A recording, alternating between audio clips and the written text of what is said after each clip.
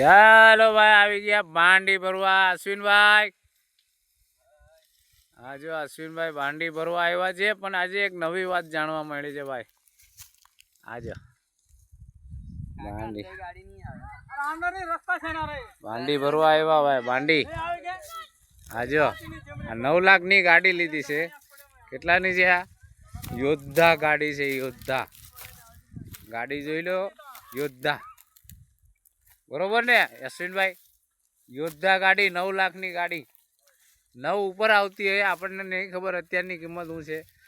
પણ આ જે આપણું જે ગાડું દેખાય ને, ગાડું જે બળદ ગાડી આવે ને,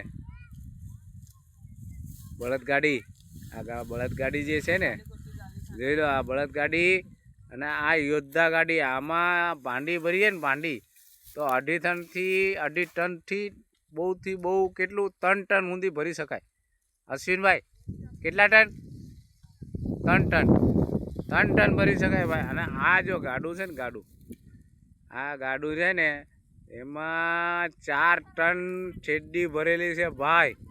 બળદ ગાડામાં 4 ટન શેરડી. વિચાર કરો તમે, આ 9 લાખ ગાડીની, 9 લાખની ગાડી, 9-10 લાખની ગાડી, અને આ બળદ ગાડું છે. બળદ ગાડું વિચાર કરો તમે કે ગાડું સારું કે પછી આ ગાડી સારી. આ જો આ બધા બળદ ગાડા છે. જો 4 ટન ભરે ભાઈ. 4 ટન. એ આ જે બળદ છે ને, એને બળદ ખેંચીને લઈ જાય. તો આમાં અમારે હું વિચારું, વિચાર કરો, 8-9 લાખની ગાડી લીધી હોય તો વિચાર કરો આમાં શું થાય. અમને વિચાર આવે છે કે આ ગાડી લઈને ફાયદો અમને શું થયો હવે.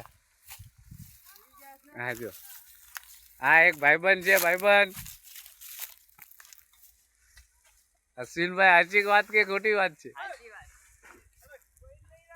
આજે બધા બળદ ગાડા છે ભાઈ. જોઈ લો આજના બ્લોકમાં અહીંયા આજે ભાંડી ભરવા આવ્યા છે. જો અહીંયા સુધી ભર્યું છે. આ બાજુના ગાડા છે, બહુ ખેંચે એમ કે છે અશ્વિનભાઈ. એટલા વજન ઉચકીને ખેંચે છે કે વાત નહીં. હા, મહેનત તો ભાઈ આ લોકોની હો ભાઈ. ગુજરાતમાં આવે છે.